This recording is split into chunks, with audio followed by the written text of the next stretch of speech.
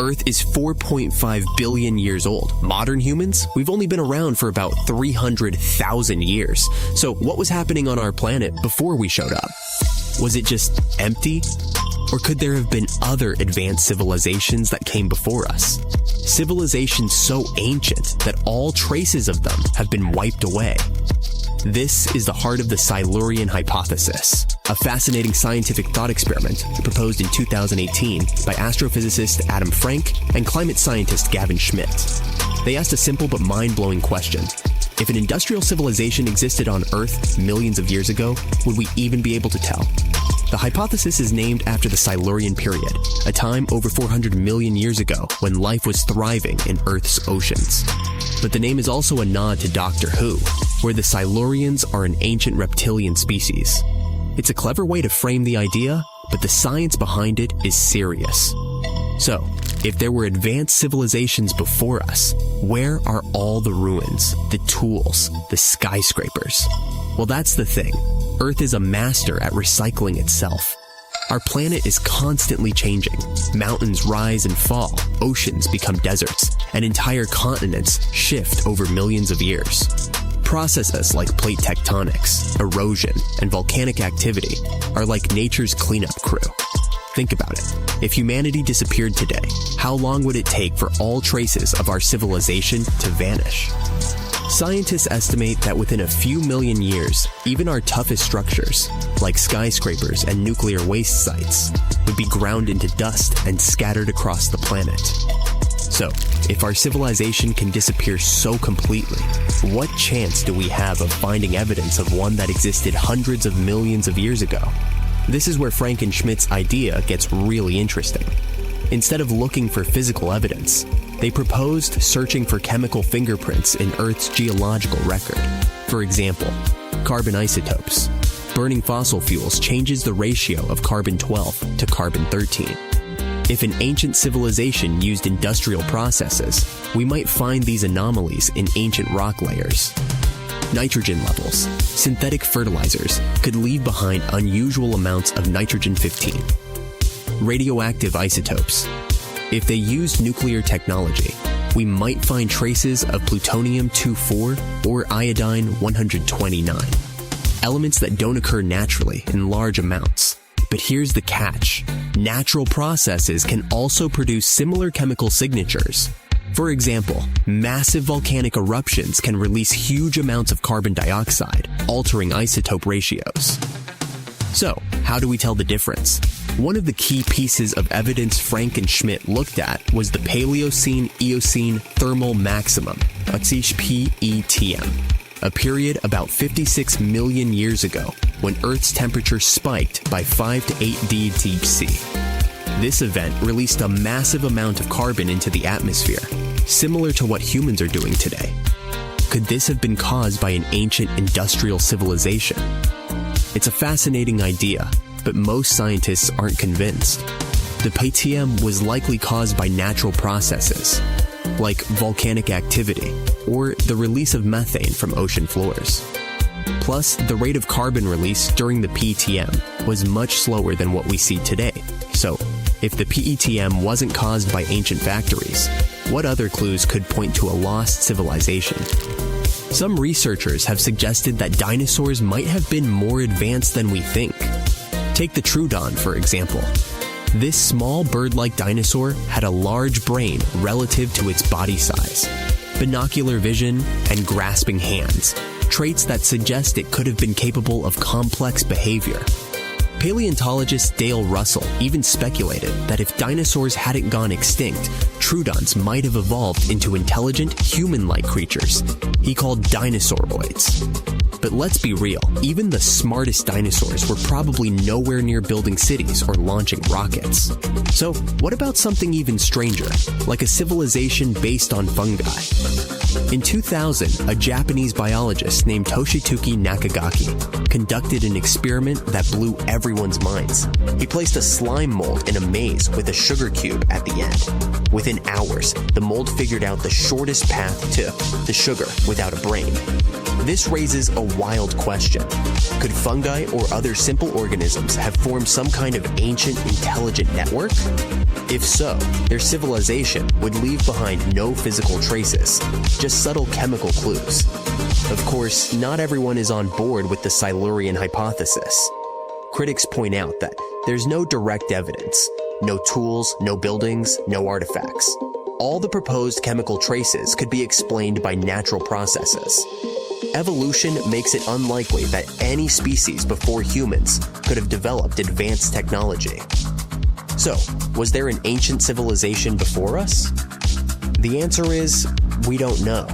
But the Silurian hypothesis isn't really about proving the existence of lizard people or dinosaur engineers. It's about challenging our assumptions and asking, what don't we know about Earth's history? And who knows, maybe one day we'll discover a clue that changes everything.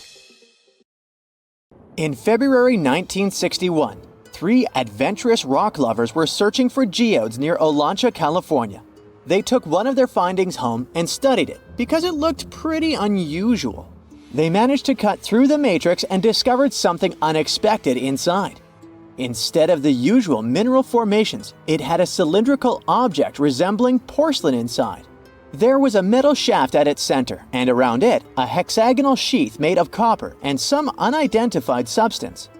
Its discoverers were hoping they had found an example of some unknown technology from 500,000 years ago. It could be proof that there was a hyper-advanced ancient civilization like Atlantis, or that time travel was real. Maybe someone came all the way from the future and accidentally dropped the item. Or maybe some intelligent extraterrestrial beings brought it when visiting Earth. If any of these theories were true, it would mean that scientists have to completely rewrite all human history as we know it. But not everyone shared the excitement, and truth seekers and alternative archaeology circles were trying to solve the mystery of the so-called Koso artifact until the late 90s with theories and debates. Then a group of skeptics took images and x-rays of the discovery and showed them to spark plug collectors. They have identified the artifact as a spark plug with corroded metal components from the 1920s and not ancient technology at all. Almost 20 years later, one of the co-discoverers of the artifact agreed to take it for inspection at the University of Washington. They officially confirmed it was a 1920s-era champion spark plug. And the stone matrix containing the artifact wasn't a geode, but a concretion. Those can form because of natural processes over decades or years, but not millennia.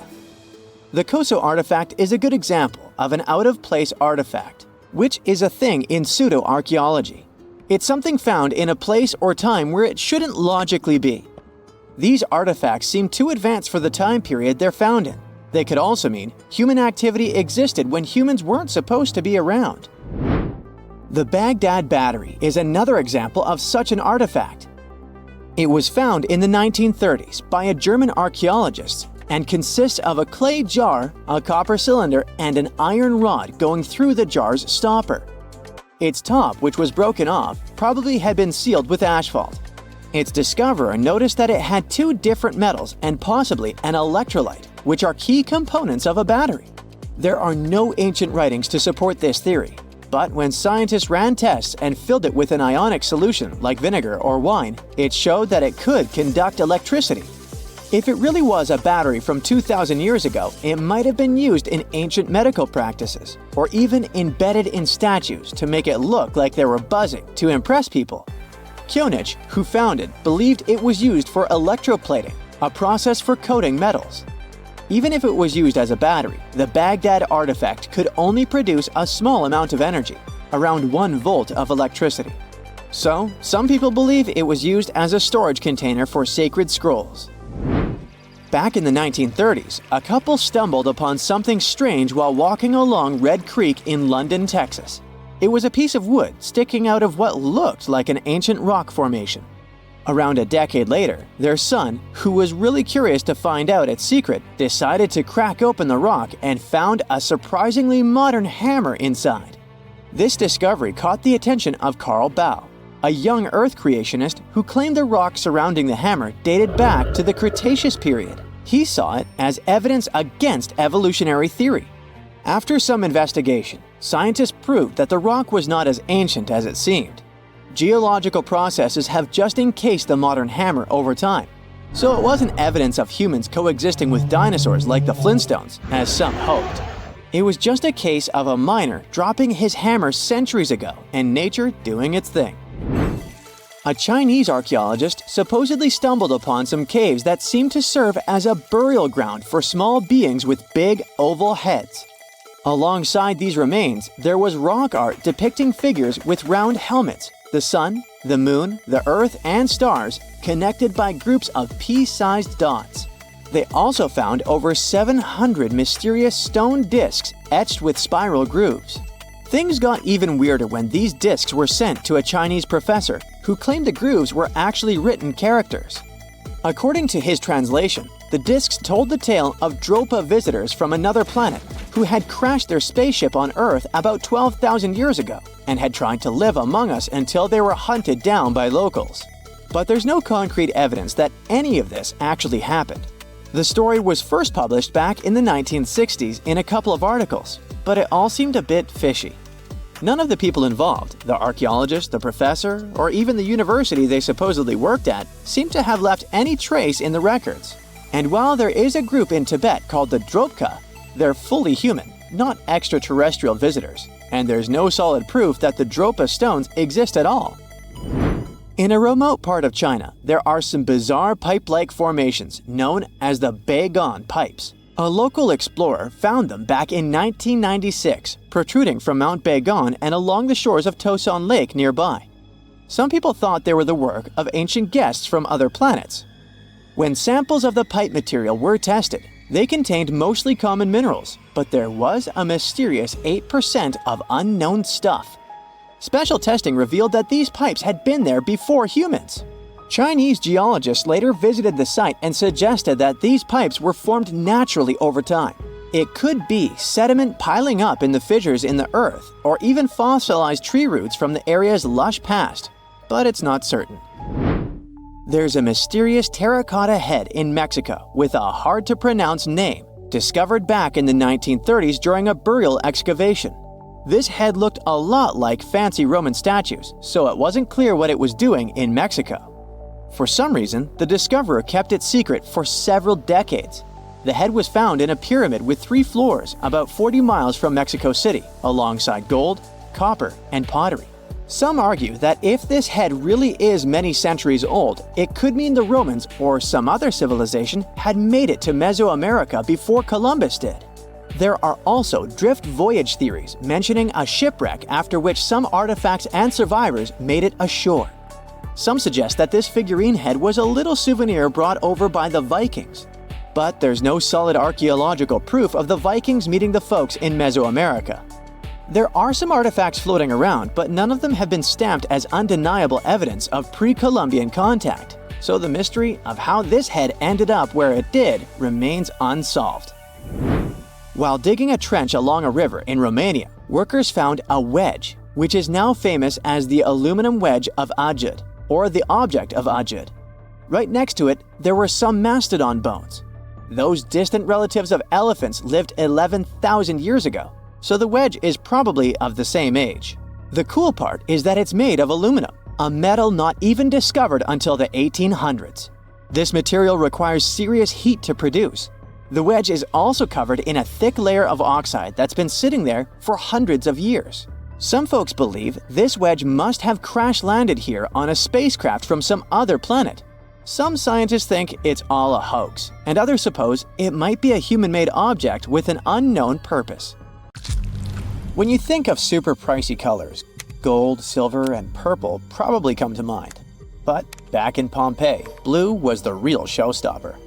Known as Egyptian blue and later renamed Pompeian blue, this color was total luxury, glamorously coating walls in ancient Egypt as far back as 2500 BCE. And in Pompeii, the demand was so high that blue could cost more than even the ridiculously expensive purple. Finding a blue artifact from Pompeii is not easy, let alone a whole room.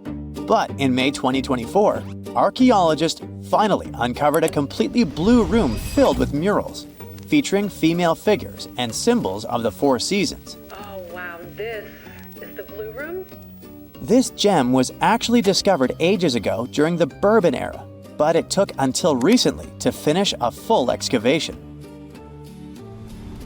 The Blue Room isn't huge, about 86 square feet, but don't forget that vibrant blue is rare for Pompeian frescoes, usually saved for the fanciest spots. Experts think this room may have been a sanctuary for rituals or sacred stuff. Among the finds were bronze jugs, lamps, and 15 hefty amphorae. Amphorae were the Tupperware of ancient Rome, perfect for transporting liquids like olive oil, beverages, or garum, an infamous fermented fish sauce that Romans couldn't get enough of. Their tapered design meant they had to either stand on a rack or be buried in the ground, but that shape made shipping them really efficient. Also, the archaeologists found there were building materials for renovations and a ridiculous number of empty oyster shells. While you might think this room hosted some fancy shindigs with oysters and gallons of beverages in those amphoras, in reality, the shells weren't even leftovers from a posh dinner party. Instead, experts believe they were ground up to mix with plaster and mortar. The next find was unearthed around 2 decades ago, but the scientists only realized it in 2024. They had dug up the oldest cheese ever, clocking in at a whopping 3,600 years.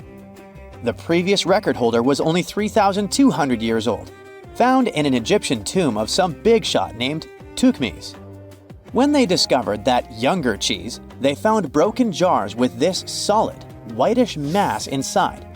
It took some serious sleuthing to confirm it was cheese and not some ancient science experiment gone wrong. But let's go back to this 3,600-year-old cheese. It wasn't just sitting around like any old lump. It was actually a fashion statement. It was found in the tomb with the mummy of a young woman from northwestern China. She had the cheese hanging around her neck like some sort of dairy bling. Now let's talk taste. When experts were asked if they'd try the cheese, their answer was a swift no way. So basically, nobody's diving in to find out if it's pungent or not. But thanks to some fancy tech, they can analyze flavors. But even if they had dared to try, I bet it's nothing to write home about since it's as hard as rock now.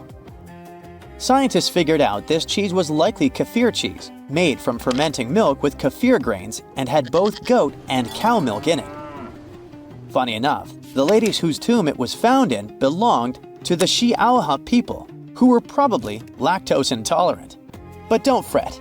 Despite their limited plant options, they could still enjoy cheese, since this kefir delicacy had surprisingly low lactose levels. Remember when everything felt brighter? The grass greener, people friendlier, and trees looking regal? Okay, maybe I'm exaggerating about the grass and the folks, but not the trees. In 2024, some ancient plant fossils from New Brunswick, Canada, are making waves. They uncovered Sanfordiaculus densifolia, a tree over 350 million years old. It sported a trunk, flaunting over 250 massive leaves, some up to 5 feet long. Instead of a classic crown, it had a bottle brush appearance on a slim trunk just 6.3 inches wide. It's like this tree went to the gym and skipped leg day for leaf gains. Typically, ancient trees are depicted as basic trunks, but this one is a real standout. It's somewhat similar to today's ferns and palms, though palms came later. These fossils are well preserved, buried in an ancient fault lake after an earthquake. While many might just think, cool tree, scientists are excited. This discovery helps them piece together our planet's evolution over millions of years. I get it, those blue rooms, ancient cheese, and trees aren't exactly inspiring much hope for the future. But I've got something that might just change the game. In 2024, scientists discovered a new theoretically habitable planet called Gliese 12b. It's a bit smaller than Earth, but bigger than Venus, and is orbiting a mellow red dwarf star about 40 light-years away in the Pisces constellation. This star is just 27% the size of our Sun, and 60% as hot, which puts Gliese 12b in the Goldilocks zone, where liquid water could actually exist. even with its speedy 12.8-day orbit. If it's got no atmosphere, the surface temperature is about 107 degrees Fahrenheit, so if you're used to Arizona summers, you'll be just fine. The only problem is that Gliese 12b is 12 parsecs away, and sec here doesn't mean a quick second. With our fastest spacecraft, a trip would take around 225,000 years. To put it in perspective, if we imagine a regular human lifespan of 100 years, which is already slightly exaggerated, it will take about 2,250 generations to get there. Still, it's nice to know we have Gliese 12b on deck in case things go south here on Earth. And even if we never actually get there, studying it with the James Webb Space Telescope might help unravel the mystery of why Earth stayed livable while Venus didn't. Archaeologists in Egypt have made an exciting discovery. They found the upper half of a huge statue of Ramses II. This 12.5-foot limestone piece was uncovered in Hermopolis, now Ashmounein, and it lines up perfectly with the lower part found in 1930. It took almost 100 years to finish the puzzle. The statue shows Ramses seated, wearing a crown and a headdress with a cobra, symbolizing his rule over both Upper and Lower Egypt. The back of the statue is covered in hieroglyphs, listing the king's numerous titles, highlighting his status as one of ancient Egypt's most powerful pharaohs. Combining the upper and lower pieces would create a statue nearly 23 feet tall. You probably know the Statue of Liberty was a French gift, but did you know that the famous Venetian lions were actually made in China and not Italy? Back in 1295, Marco Polo returned to Venice from a place called Cathay, we now know it as China, and shared some wild stories about everything from paper money to coal and even Kublai Khan's swanky palace in Xanadu. While some people back then rolled their eyes at his tales, modern scholars are still raising their eyebrows a bit. Despite the skepticism, Polo is a key figure connecting Europe to ancient China. Now, some recent research suggests Venice and China were already well connected before Polo's trip. A prime example? The Bronze Lion of Venice in St. Mark's Square. Researchers from the University of Padua believe that it actually came from Chinese copper around the lower Yangtze River more than 3,000 years ago, all due to a chemical analysis they ran in 2024. The winged lion became Venice's symbol between 1261 and 1264, probably even before Polo's adventures. Experts point out its resemblance to the Tang Dynasty tomb guardians, which hint it might have had a makeover on its way to Venice. 2024 is not only the year of scientific discoveries, but also the treasure hunt year. A 2-foot-tall bronze statue of the Greek deity Diana, once a fixture on the Titanic's fireplace mantle, was discovered during a recent underwater expedition. Discovering this statue was like finding a needle in a haystack, except the haystack is 2.5 miles deep in the ocean. It's just one of the many art pieces maritime archaeologists have been looking for among the Titanic's wreckage. It was more than just a luxury liner. It was filled with art treasures, from a 1912 Renault to this stunning statue inspired by a piece at the Louvre. At some point in its long and very interesting history, our dear planet Earth was sort of snoozing, just doing its planetary thing, spinning around the sun. And then, bam! Life starts getting fancy. Plants and animals start strutting their stuff, showing off their complexity. Fast forward a bit, about 65 million years ago to be exact, and a cosmic disaster strikes. Or at least that's what we presume. An asteroid probably smashed into Earth, wiping out the dinosaurs and other big animals. We can't pinpoint specifics about the asteroid, but we do know that it was extremely large and it crashed into our precious planet, creating a dusty mess that settled everywhere. You can still find remnants of that dust layer in sedimentary rocks today. If you dig beneath it, you'll uncover a whole bunch of fossils. These prehistoric creatures were living it up before the asteroid crashed the party. Think of it as the planet going on a cleaning spree, leaving a bunch of empty spaces waiting to be filled. And guess who took the opportunity? Mammals! These furry little critters were the ones to rise to fame. But why is it that this disaster became such a great opportunity for mammals? It's pretty simple, actually. With no big bullies around, they grew, multiplied, and had a population expanse. All kinds of mammals joined to fill in the blanks. Primates, rodents, basically, the whole furry gang. We're talking about placental mammals, marsupials, and even egg-laying mammals, adding some serious variety to the mix. We like to think of primates as our closest relatives here on Earth. What's their story? Well, around 63 million years ago, just a couple of million years after the dinosaurs' final dance, the primates decided it was time for a family reunion. They split into two groups, the dry-nosed primates, who became the cool monkeys and apes we know today, and the wet-nosed primates, who went off to become lemurs and aye-ayes, hey-hays. The fun didn't stop there. About 58 million years ago, the dry-nosed primates began their own little mission. One special guest called the tarsier, arrived on the scene, featuring big eyes that were perfect for late-night shenanigans. This tarsier took a different path from its primate relatives, embracing its unique niche and evolving separately. To this day, the tarsier is the only primate that feeds exclusively on meat. These little guys have a taste for insects, small birds, rodents, and even lizards. But that's not all that makes them unique. Their eyes are twice the size of their brains. Also, their heads can do a full 180-degree spin, just like an owl. Because of their features, the tarsiers are the true kings and queens of the night. With their superpower of ultrasonic tracking, they can spot their prey instantly. Plus, their legs and feet are like springs ready to launch them into action. They've got this special ankle bone called the tarsus, which gives them those epic leaping skills. Hence the name, if you were wondering. But let's leave these little critters to rest and get back to our story, shall we? About 55 million years ago, the Earth cranked up the heat, literally. This sudden hot pod was a bit too much for many deep ocean dwellers and plants to handle, and they bid their farewells. But hey, every goodbye is an opportunity for something new, right? The oceanic mammals known as cetaceans, saw their chance and took it. They splashed into those empty niches, becoming the rulers of the sea. In this category of creatures, you can find the blue whale and the dolphin.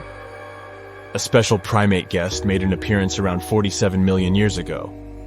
Scientists now affectionately call the fossil of such a creature Ida. This little wonder caused quite a stir, initially hailed as the missing link in human evolution. But here's the hilarious part. It turned out Ida was not one of us dry-nosed primates, but a cheeky wet-nosed one.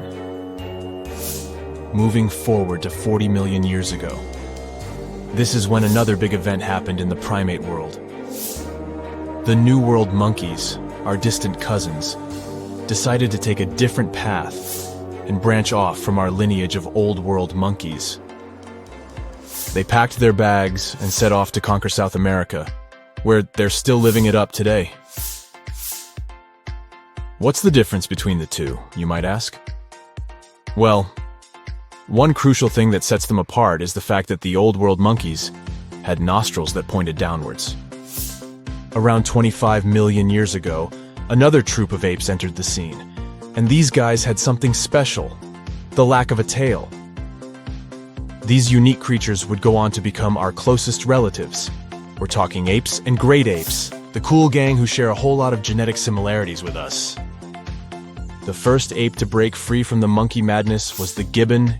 About 18 million years ago is when this little acrobat swung into the picture. A few million years later, the great apes made their grand entrance too. Orangutans were the pioneers, venturing into the wilds of southern Asia. We're getting closer and closer to the present. It was 7 million years ago when the great apes took a major fork in the evolutionary road. One path led to our ancestors, the future Homo sapiens, and the other path led to chimpanzees and bonobos. These two primate branches remained united for a few million years before finally going their separate ways. 5.6 million years ago, a game-changing ape called Ardipithecus made its way into our evolutionary history. It had a special talent, bipedalism. That's right, this was one of the first apes to walk on 2 feet, probably making its primate buddies raise an eyebrow or two. The real showstoppers, however, arrived around 4 million years ago, the Australopithecus crew. These were the earliest members of the Hominina hominina subtribe, our tribe. What made them so special? Well, probably the fact that they brought some serious tools to the game. Stone tools, to be precise. It seems that at some point in their evolution, these clever primates started using stones to make their lives easier. Now here comes a crucial turning point in our story. About 2 million years ago, our ancestors faced a food shortage. Survival of the fittest was the name of the game, and 2 strategies emerged. Group 1 went for stronger jaws, allowing them to chomp on tough foods like nuts. Group 2 had a different idea. They opted for weaker jaws, but bigger brains. They wanted access to a wider range of food options. Obviously, the bigger-brained group took the prize. And here's where our gang comes into play. Around 2.5 million years ago, a type of primate also known as handyman made its mark on history. These clever beings had larger brains and knew how to put those neurons to good use. About 1.9 million years ago, a new star emerged, Homo erectus. These creatures not only walked upright, but also had brains that were almost twice the size of the handyman's. They took the world by surprise, becoming the first of our direct ancestors to venture out of the African continent. They even knew how to tame fire. Approximately 700,000 years ago, the world witnessed a culinary revolution. The earliest evidence of cooking appeared. And around 500,000 years ago, our ancestors decided it was time to become a bit more fashionable, donning the first evidence of clothing. Our very own species came to be just 300,000 years ago. Told you we were late to the party. But the world was never the same after the appearance of Homo sapiens, the anatomically modern humans. Alongside our other relatives, we emerged, ready to conquer the world with our innovative minds and complex societies. The exact path of our evolution remains a bit of a mystery. But what we do know for sure is that Neanderthals joined the party around at some point too. As Homo sapiens flourished, so did our capacity for language. Modern speech is believed to have emerged almost hand in hand with our species. We started expressing ourselves, sharing stories, and shaping the world with our words. So, there you have it. It took 13.8 billion years of cosmic history for humans to make their entrance. Think about it. 99.998% of the time since the Big Bang, we weren't even around. Our species, Homo sapiens, is the toddler of the Earth's family, existing for just the tiniest fraction of the universe's timeline. Yet, in this blink of an eye, we've managed to unravel the entire story that led to our existence. The story won't end with us. It's an ongoing saga, still being written with every passing moment. Now, have you ever seen cricket balls that are 3 billion years old? Klerksdorp spheres were found in deposits of the mineral pyrophyllite in South Africa and rocked the science world. They do look like tiny ancient cricket balls with seams-like lines around the middle.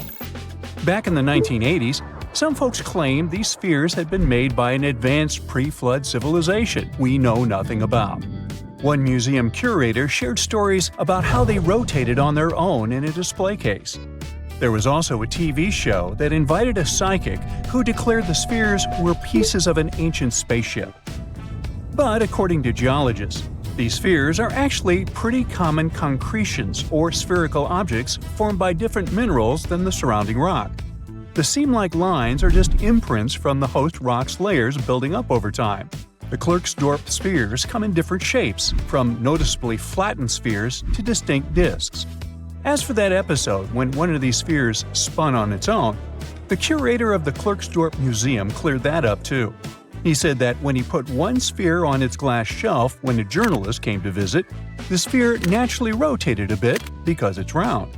The area where the museum is located often experiences earth tremors from gold mining activities nearby. The oldest known human-like footprints could be 6 million years old. They were found on the Greek island of Crete in 2002. If the number is correct, it would mean that early human ancestors may have migrated between Europe and Africa much earlier than we previously thought. This doesn't mean Africa is not the cradle of humankind, though.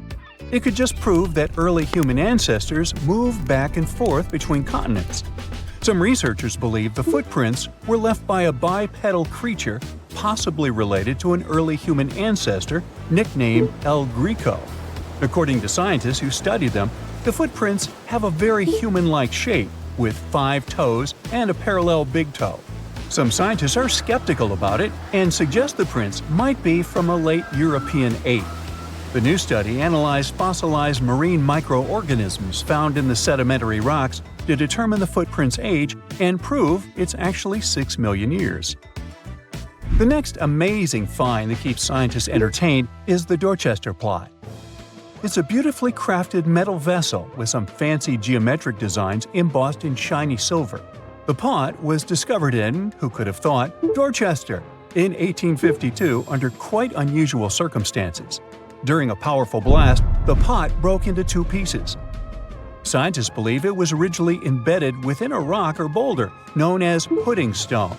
The rock from which the Dorchester pot emerged is dated to be around 500 million years old, so it could mean the pot itself is also that old. The current and less exciting theory suggests that the Dorchester pot is a Victorian-era candlestick holder. Such things were really trending back then, so it's not a surprise to find such fancy household item from that time. The Dorchester pot falls into the category of ooparts, or out-of-place artifacts. Those are objects that seem too advanced for the time period they're supposedly from. If we accept that the pot is 500 million years old, then whoever made it was way ahead of their times in terms of crafts and tech. One extra mystery is that the pot has an engraving of a plant that most likely disappeared from Earth over 100,000 years ago. Sounds like good proof the pot is really extra old. Now, it looks like the oldest map in Europe is a stone from 4,000 years ago. This Bronze Age slab was found in France in the year 1900 at an ancient burial ground. The carvings on the slab show in 3 dimensions the River Odey network with a fantastic accuracy of around 80% over an 18-mile stretch. There are other stone-carved maps around the world, but this one is unique because it shows a specific area to scale. Looks like the slab's carvings don't just map rivers and hills, but also settlements, barrow sites, and field systems.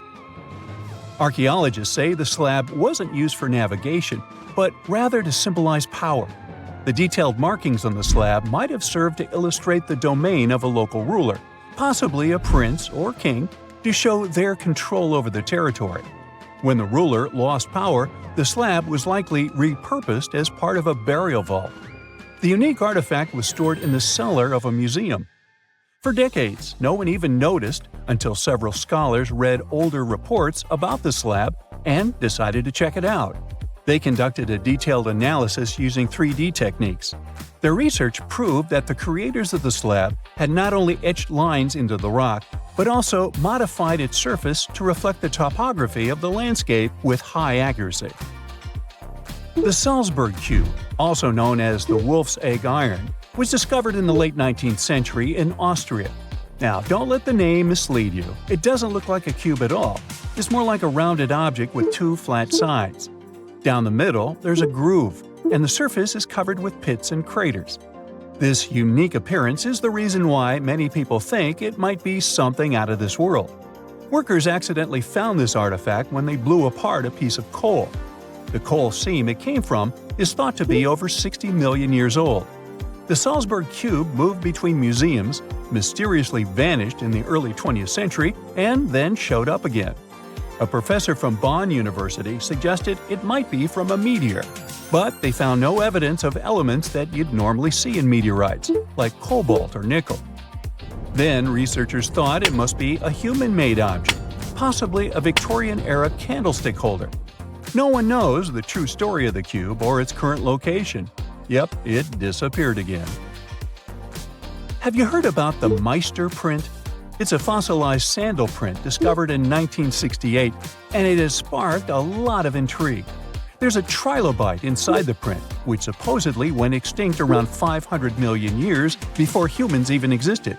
But many historians think this age is an exaggeration. When Meister found the fossil, it was authenticated. But the scientist who did it didn't confirm it was a human sandal print. He only agreed there was a trilobite there. When another scientist visited the site, he found a 6-inch impression he believed was from a child's moccasin. But the footwear seemed to be new. So, could it be evidence of time travel? Proof that humans existed millions of years earlier than we thought? Or a sign that someone else visited early Earth? Or is it just a rock formation that looks like a sandal print? We still don't have the answers. Back in June 1936, a couple was walking along Red Creek in London, Texas. London, Texas? Yeah, when they stumbled upon something unusual. It was a piece of wood sticking out of what seemed to be an ancient rock formation. About 10 years later, their curious son decided to crack open the rock to see what was inside. And he saw a hammer, which looked surprisingly modern. Then, one unique finds enthusiast decided that the rock encasing the hammer was from the Cretaceous period. This would mean that someone dropped a 19th century hammer while dinosaurs like Triceratops were still roaming the Earth. So, if this hammer was truly from the Cretaceous period, then the whole evolutionary theory would be wrong. And if the hammer was modern, it would mean the Cretaceous rock formation it came from was much younger than we thought. But the real answer was much simpler. The hammer was indeed modern, and geological processes had encased it in rock. Minerals can harden around an object in a relatively short time. So the hammer was probably dropped by a miner a century or so ago, and the rock formed around it afterward. And no, it wasn't a Victorian-era candlestick holder either. On October 30th, 1759, the inhabitants of the Middle East were jolted awake by an earthquake. Cracks appeared in the walls of their homes, roofs began to crumble. People ran out of their homes and gathered in open areas. But because of strong shocks, they kept losing their footing and falling. A month later, there was another earthquake, but it turned out to be even stronger. Trees broke, houses collapsed, deep cracks appeared in the ground. The disaster lasted for 2 minutes. Oases, roads, and cities were destroyed. Incredibly, Baalbek's ancient buildings withstood earthquakes. Some historians state that this majestic and mysterious place was built during the Roman Empire, but many researchers disagree. Whatever the truth is, the city is one of the main archaeological phenomena of humankind. The most amazing building of Baalbek is the Temple of Jupiter. The inhabitants of the Roman Empire believed that Jupiter held power over lightning and thunder. The building looked like a platform with 54 columns. A massive roof rested on these columns. Today, you can only see 6 70-foot-high columns. Each of them consists of 3 sections and resembles a pencil. The cores of these pencils were made of lead. This made the columns exceptionally strong. Each of these pieces of stone weighed an incredible 80 tons. That's the weight of 35 Ford Explorer SUVs. Look, this is the largest block in the Great Pyramid of Giza. But compared to the blocks from Baalbek, it doesn't even look that impressive. The foundation under the Temple of Jupiter was preserved. That's how specialists figured out it consisted of about 25 monolithic stones, weighing 450 tons each. It means that the blocks from Baalbek weigh almost 4 times more than the blocks from Egypt. There are 3 more enormous limestone blocks in the foundation. They weigh 800 tons each. This is more than twice the weight of a Boeing 747 plane. Ancient builders must have had a hard time carving such giants from a piece of stone. And after that, they also had to pull them to the construction site and lift them to a significant height. Repeating these logistics would probably turn out to be a nightmare for present-day builders. To do this amount of work, they would need modern equipment. But Baalbek's constructors didn't have trucks, cranes with circular saws, or electricity. How did the builders of the past manage to do this? Scientists have a theory that includes ropes, winches, and lever systems. Naturally, the engineers of the past made all the gadgets from wood. Around 3,000 feet away from the ruins of the temple complex, there's a quarry. Archaeologists suppose that's where the stones for the construction were cut. They found a block of limestone there. It seemed to be too large even for this incredible place. The monolith got called the Stone of the South. It was 65 feet long and 13 feet wide. The ancient builders didn't have time to completely separate it from its mother rock. A group of scientists from Austria estimated that this piece of limestone weighed more than 1,000 tons. That's like 3 Boeing aircraft or 160 African elephants. There was another surprise awaiting the archaeologists near the Stone of the South. It was the second monolith that weighed more than 1,200 tons. But the ancient builders didn't stop at that. They continued to work. In 2014, in the same quarry, German archaeologists unearthed a block that weighed 1,650 tons. No one has figured out yet why people of the past needed a piece of stone that weighed as much as 125 school buses. It's also unclear how they were going to move this giant and why they didn't finish the job.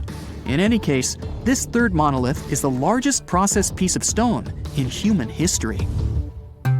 There are more questions than answers. Some researchers believe that people of the past had high-tech equipment. Others don't think so, but are eager to understand how the builders managed to move those stones. There's a huge number of ancient buildings and artifacts on the planet. Lots of them make researchers scratch their heads. Near the Pyramid of Djoser in Egypt, archaeologists have found a network of tunnels. This place is called Serapeum. It contains 24 sarcophagi weighing from 70 to 100 tons. The giant boxes are carved from a single piece of granite and covered with heavy lids. The sarcophagi are perfectly symmetrical. To the touch, their walls are as smooth as glass. Even with the current level of technology, this is very difficult to do. But the ancient Egyptians managed this feat. The Lycurgus cup is a priceless artifact and example of ancient nanotechnology. It's made of glass that can change its color. If you put a source of light in front of the cup, it turns green. If the light is behind the goblet, it becomes deep red. In this case, the figure of Greek king Lycurgus turns pale purple. Scientists understood how this color change worked only at the end of the 20th century. Through microscopes, they saw nanoparticles of silver, gold, and copper. They had been added to the glass matrix. Thanks to this, you can observe a color change called dichroism.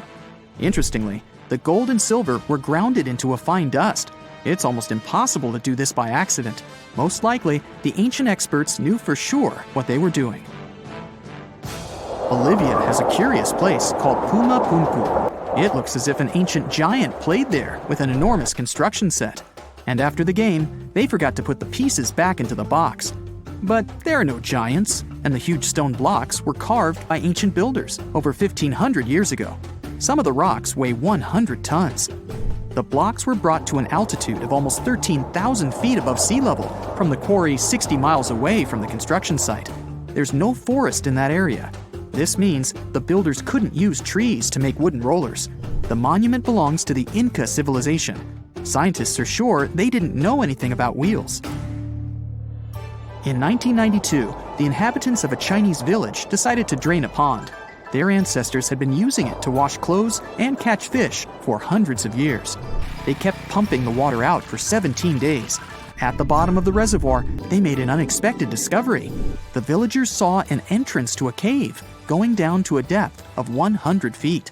The incredible find was named the Longyou Caves. Unknown builders carved out 320,000 square feet of galleries. There are separate rooms, bridges, pools, and columns that support the ceiling. The walls of the cave are covered with strange carved lines and patterns. Scientists haven't found any information about who built the caves and why they did it. The construction technology also remains a mystery.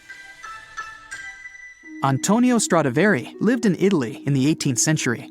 He created musical instruments. More than 600 of his works have survived to this day. 500 of them are violins. One of the instruments was sold at auction for $16 million. The violins made by this master sound clear and deep. Researchers can't understand why Stradivarius instruments produce such unique sounds. Perhaps it's all about the varnish the master used to cover the violins. The answer may also lie in the wood the instruments are made of. In those days, Europe had a cold climate. Because of this, the wood became denser, and the instruments made of it sounded especially pleasing to the ear. In the Indian city of Delhi, there's a 23-foot-high pole. It weighs 6.5 tons and is made of 98% wrought iron. The 1,600-year-old pillar has no signs of rust or decay. Scientists believe that the monument is so well preserved thanks to the dry weather and the chemical composition of the metal. It might be resistant to corrosion.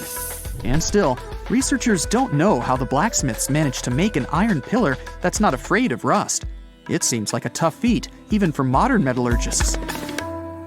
The Al-Naslaa rock is divided into two parts by a perfectly straight slit.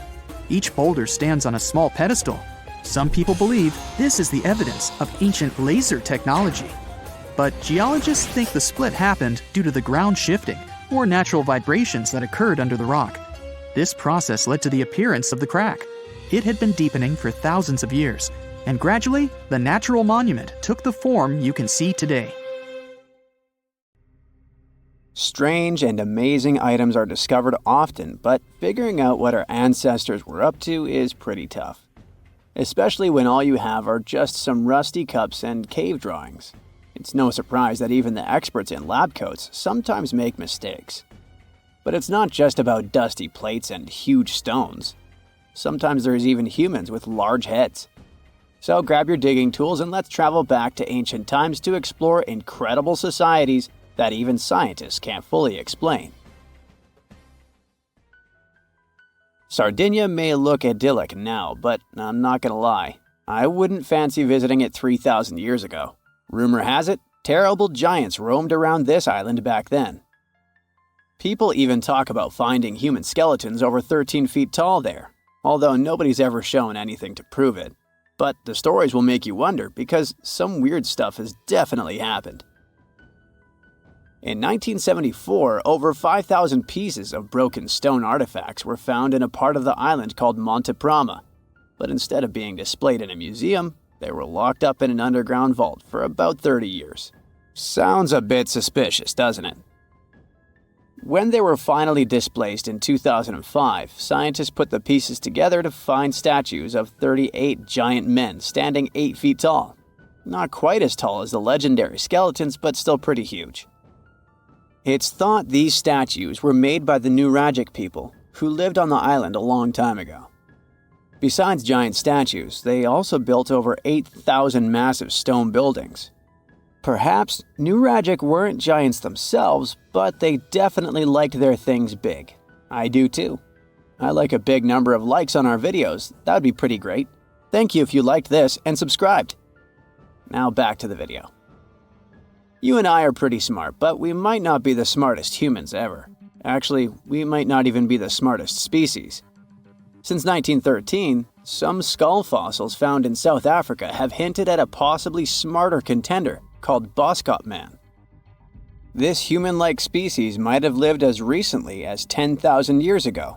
Their skull suggests they had really big heads, which means their brains could have been 30% bigger than ours. Wow! Their average IQ could have been around 149, making them among the smartest 0.05% of people today. But if a Boskop brainiac was so much smarter, why are they not around and we are? Well, bigger isn't always better, you know. Our brains are a lot bigger than our ape relatives, mainly in the prefrontal cortex. This part helps with high-level tasks like making decisions, remembering things short-term, and being aware of ourselves. The parts of the brain that handle our senses and movements haven't really grown much. So, maybe the Boskops spent too much time dwelling on the past rather than doing practical things like hunting. But this is all just guessing. We really don't know what happened to these clever cousins of ours. Some people even argue that Boskops weren't any different from us, with the only evidence being parts of skulls. The jungle is huge.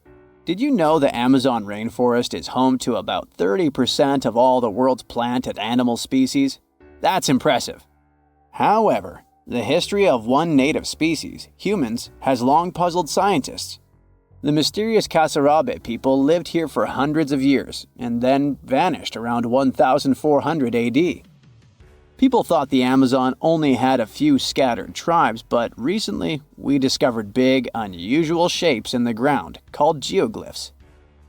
These might look like simple shallow ditches, but they're actually the remains of a vast civilization that spread over 5,000 square miles and includes about 450 markings, some as wide as 1,300 feet. That's insane!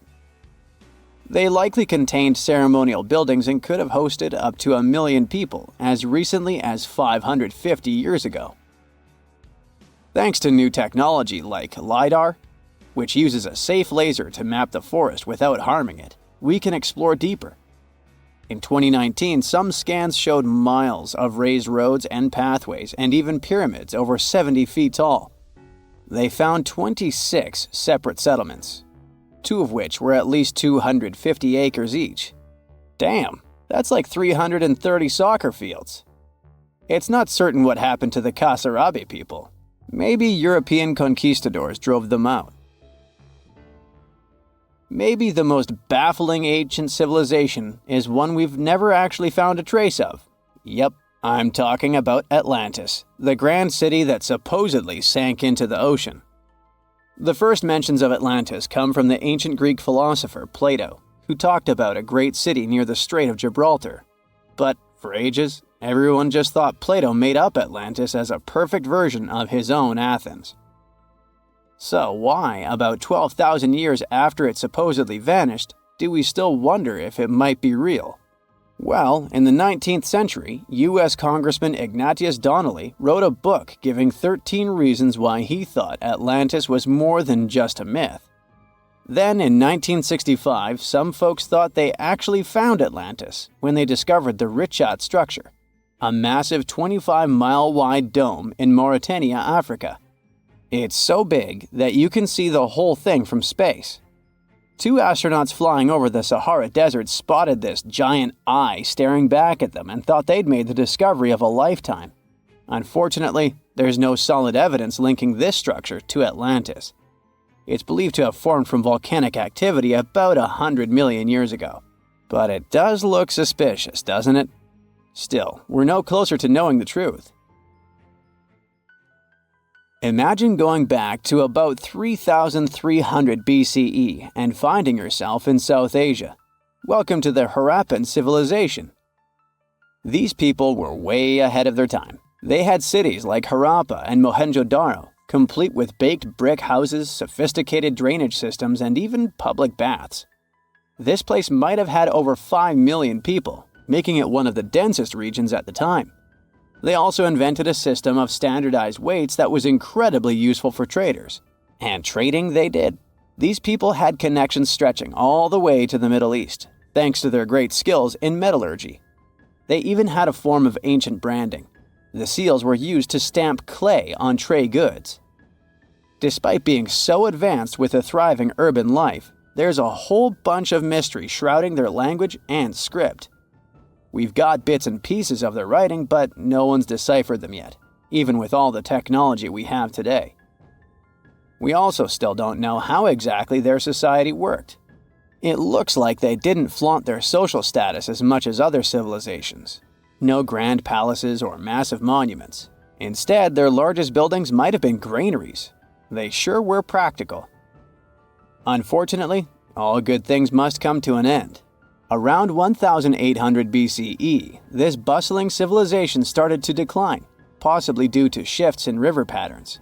As the environment changed, the Harappans packed up, moving towards more hospitable lands. Ever heard of the Minotaur? The beast with a bull's head and a man's body, hunting the bravest travelers in a massive maze. Well, this wasn't just any old tale. It was one of the most popular dramas of the ancient world. And it was inspired by this place, the island of Crete. The Minoans lived here during the Bronze Age. They had stunning palaces, amazing frescoes, and a culture so rich it still fascinates historians to this day. They built places like Knossos, which was so complex with its multi-story buildings and elaborate hallways that it might have inspired the whole labyrinth myth. Their engineering was so ahead of its time that even their drainage systems were more advanced than what many of us have today. Let me know in the comments which of these stories you find the most fascinating, and thanks for watching. If there's a question that still baffles archaeologists to this day, it's this one. How did the ancient Egyptians build those magnificent pyramids? As far as we know today, their resources were quite limited, especially in terms of tools and building materials. We still don't have a fully satisfying answer, but hey, we've got some pretty amazing theories worth considering.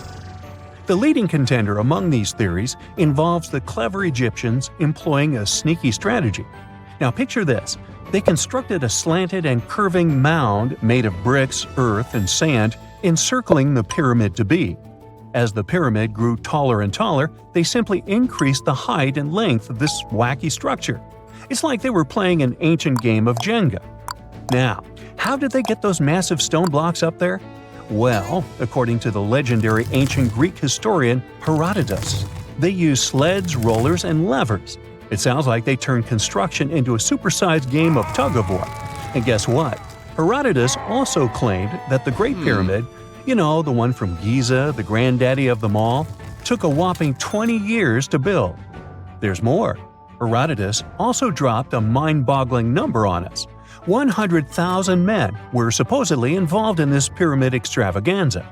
Did they hire the entire Egyptian population? Well, it might not be as far-fetched as it sounds. These men were probably mostly farmers, so they probably focused on the pyramids when there wasn't much work to be done in the fields. Like during the flood season of the Nile River. Obviously, specialists in the archaeological community had something to add to this theory. By the late 20th century, they discovered some evidence that suggests the workforce might have been smaller and more permanent than previously thought. Instead of a massive army of 100,000 pyramid builders, they proposed that a modest crew of around 20,000 workers, accompanied by support personnel like bakers, physicians, and even spiritual leaders, could have gotten the job done. There was also this theory that claimed that the pyramids were actually built from the top downward. It suggested that these colossal structures were nothing more than isolated hills used as quarries. The stones were supposedly drawn from these hills, and over time, competing engineers took charge and transformed them into the iconic pyramids we know today. Now, before you dismiss this theory as a wild fantasy, some folks thought it wasn't completely crazy. After all, there are instances where isolated hills exist, so maybe this theory had a tiny glimmer of truth. Whether it involved ramp building or ingenious work schedules, one thing is clear. Those pyramids have definitely left their mark on history and on our imaginations. Now, speaking of ancient Egyptian mysteries, there's this gigantic unfinished obelisk sitting in ancient Egypt, and scientists are trying to figure out how it was shaped. Now, some people suggest that our industrious ancestors used handheld pounders to get the job done. One expert has a different take on the matter, though. He argues that if we take a closer look at the pattern left behind by the shaping tool, we'll notice something peculiar. The walls of the trenches surrounding the obelisk display a neat and even pattern, which is pretty unlikely if they were pounded away by mere mortal hands. According to this expert, those horizontal striations are usually the result of a tool that takes breaks while removing material, leaving its mark on the surface. But wait, there's more. Imagine the tool being rocked back and forth against the trench walls, clearing away the waste to keep the trench from narrowing. Well, in that case, the tool might have left some funky horizontal striations where it was pressed against the sidewall. This sounds like some fancy technology at play, don't you think? And guess what? The dynastic Egyptians probably didn't have access to that kind of know-how. Another famous Egyptologist from way back also uncovered a bunch of core drills during his adventures.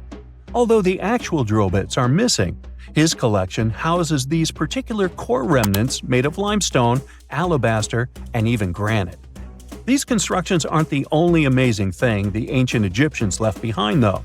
As it turns out, the Egyptians were the genius minds behind the creation of the handheld mirror. Yeah, that little mirror you use every day to check yourself out. But here's the twist.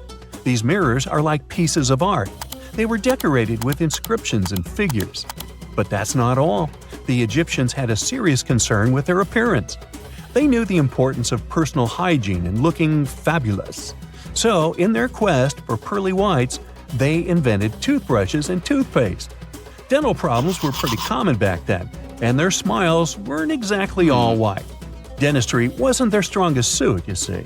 Maybe their minds were distracted by all that pyramid building. So that doesn't mean those ancient toothpaste recipes weren't amazing. One delightful concoction included rock salt, mint, dried iris petals, and pepper. Some brave dentists in the 21st century tried it out, and it worked pretty well. Ground-up ash was also used in another recipe to create a tooth cleansing paste. Mint was missing, so that didn't do much for their breath. That's when the genius Egyptians came up with the world's first breath mints. They made tablets from heated spices like cinnamon, and they mixed it with honey. Now, let's shift gears to home decor, Egyptian style. They surely took ornamentation to the next level. While the concept of decorating furniture started in Mesopotamia, the Egyptians cranked it up a notch. They went all out with different colors of ink and even developed various weights of paper. Oh, and let's not forget about those cute little area rugs we all have in our homes today. Guess who came up with the idea? Yep, the Egyptians. They used the versatile papyrus plant to make those cozy rugs. And speaking of trends, the Egyptians loved their knickknacks. They had an assortment of small figurines in the shapes of cats, dogs, and people. These statues were made from various materials, like simple sun-dried mud to the ultimate bling of gold. It all depended on how loaded you were. The Egyptians were also all about farming, and they knew that clean water was crucial for their crops and animals. That's why they came up with some nifty inventions and techniques to make sure their land was fertile and their plants were happy. First off, they had the genius idea of using ox-drawn plows. They had two types of plows, heavy and light. The heavy plow would strut its stuff, cutting deep furrows in the soil, while the lighter plow followed behind, fluffing up the earth. But they didn't stop there.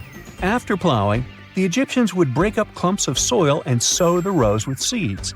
To give those seeds a good old squish into the furrows, they'd march their livestock across the field, effectively closing up the furrows. But hey, all that hard work would be pointless if their seeds were as dry as the Sahara. That's where irrigation comes into play. The Egyptians were so good at it that other cultures, like the Greeks and Romans, couldn't help but copy their techniques. Now let's switch gears and talk about the marvelous architecture of ancient Egypt. These folks weren't just skilled farmers, they were also architectural maestros. They built these fancy canals to carry water to farms and villages, and boy, did they know how to make those canals look pretty. Just imagine strolling along a canal lined with ornate structures. The pharaoh Ramses the Great was quite the overachiever when it came to construction. One of his mind-blowing creations was the construction located at Abu Simbel. This building was designed so that twice a year, the sun would shine directly into it and illuminate the statues of Ramesses. And let's not forget about the corbelled arch. Without this architectural gem, we'd be missing out on some mind-boggling structures like the Great Pyramid. The Egyptians knew how to make things stand tall and proud, thanks to their engineering and construction wizardry. They built grand halls and inner sanctums that make your jaw drop. And some of these temples doubled as astronomical observatories. You know how it goes. As the years pass, common knowledge slips away faster than you can say, "What's that thingamajig for?" Just think, our grandkids will probably be scratching their heads over the buttons on our old school phones. So it's no wonder that some ancient artifacts have got us all stumped too. Take a look at this funky object. Any guesses on what it is? A musical instrument, a toy, or maybe something out of this world? Beats me, and even the experts have no exact answer. This little guy is a Roman dodecahedron, discovered by some amateur archaeologists near Lincoln, England. It's shaped like a fist and made of a mix of metals. Now, as for what this thingy was used for, that's the million-dollar question. Supposedly, these guys were all the rage back in the day in northern Gaul and Roman Germany. According to some ancient maps, similar dodecahedrons have turned up in Europe, Britain, and even along the maritime Silk Road in Southeast Asia. The plot thickens as more and more of these dodecahedrons pop up. Some had wax inside, leading scientists to think they were candle holders. Others think they might have been used for knitting gloves. since none have been found in warmer regions. There's even one found in Geneva with zodiac signs etched on it, sparking some woo-woo theories about fortune-telling. And now a fresh discovery has got everyone's head spinning. Could this be some kind of sacred tool for the Romans? Who knows? Maybe it's the first multi-tool ever, invented way before Swiss Army knives were a thing. Carved stone balls from Scotland are another historical mystery. They most likely date back to the late Neolithic period and come in various types, from sandstone to granite. They're all roughly the same size and have intricate, evenly spaced patterns of circular bosses or knobs. Most of these designs have 6 bosses, but the number can range from 3 to 160. Some of these balls are more skillfully crafted than others, and a few even have extra decorations. There are over 400 carved stone balls and mostly found in Scotland, although some have turned up in northern England and Ireland. These stone balls rarely show signs of damage or use, and there are no clues that would give away their function. Most experts think they weren't practical tools, but had some symbolic or social importance, probably a sign of power or prestige within their communities. The Folkton drums are the 3 stone cylinders from Neolithic Britain, discovered in the late 19th century in a burial mound in East Yorkshire.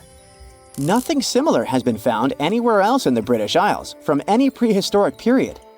Each drum is decorated with unique designs covering the sides and domed tops. The decorations are mostly geometric, arranged in panels with stylized human faces peeking out from 2 of the drums. Recent studies of the artifacts using new technologies show that the designs had been carved and recarved over time. A team of experts also analyzed the composition of the drums, and it turns out that they were made from local chalk. In the late Bronze Age in Europe, long before coins became common, finely crafted metal objects served as portable wealth and symbols of high status. Across Europe, archaeologists have found all sorts of artifacts, from gold adornments worn by elites to large bronze cauldrons used in feasts. Beautifully decorated gold rings discovered in Wales are among these items. They're known as lock rings and may have been used to hold hair. Now they're flattened after spending nearly 3,000 years underground. They used to have cone-shaped openings at each end. They were found at different times, but were likely worn as a pair and buried together in a single hoard. Other Roman artifacts made of the copper alloy were first catalogued as lunate pendants. But during a recent re-examination, experts found that these items were actually small mortar and pestle sets, known as cosmetic grinders. They were used to grind minerals for makeup and were specifically designed for applying liner and shadows to the eyes. They were mistaken for pendants because of suspension loops that allowed them to be carried on a cord. These cosmetic sets from the 1st century of the current era were unique to Britain. They prove the influence of imported cosmetics and beauty trends from the Mediterranean and Roman provinces, including Egypt. The Salzburg Cube, also known as the Wolf's Egg Iron, was discovered in the late 19th century in Austria. It doesn't really look like a cube, but is more like a rounded object with 2 flat sides. Down the middle, it has a groove, and the surface is covered with pits and craters. Workers accidentally found this artifact when they blew apart a piece of coal. The coal seam it came from is thought to be over 60 million years old. The Salzburg Cube moved between museums, mysteriously vanished in the early 20th century, and then showed up again. Some researchers thought it must be a Victorian-era candlestick holder, but still, no one knows the true story of the cube or its current location. Archaeologists have unearthed an incredible historical find in Pakistan, an ancient sphinx estimated to be around 12,500 years old. The region where it was found was once a busy center of the ancient Indus Valley civilization. It had advanced urban planning, intricate art, and sophisticated drainage systems. The discovery of the ancient Sphinx is a good example of their progressive art. We all know of the Great Sphinx of Giza, but what was the significance of the Sphinx in the Indus Valley culture? Their Sphinx has designs and carvings that show scenes with their daily activities. which means it may have had a more complex role than a symbol of power or guardian. It could stand for a balance between humans and nature, or even a deity associated with agriculture. Arauca in Chile sits on the sandy dunes of the Atacama Desert, known as the driest desert in the world. Long before this coastal town was built in the 16th century, the Chinchorro people called this region their home. Archaeologists found hundreds of their mummies. Radiocarbon dating showed that these mummies are over 7,000 years old, which makes them 2,000 years older than the famous Egyptian mummies. The Chinchorro used special techniques to preserve the mummies, not just relying on the dry climate for that. And unlike the Egyptians, they didn't just do it for the elite members of their society, but for everyone, no matter what age or status they had.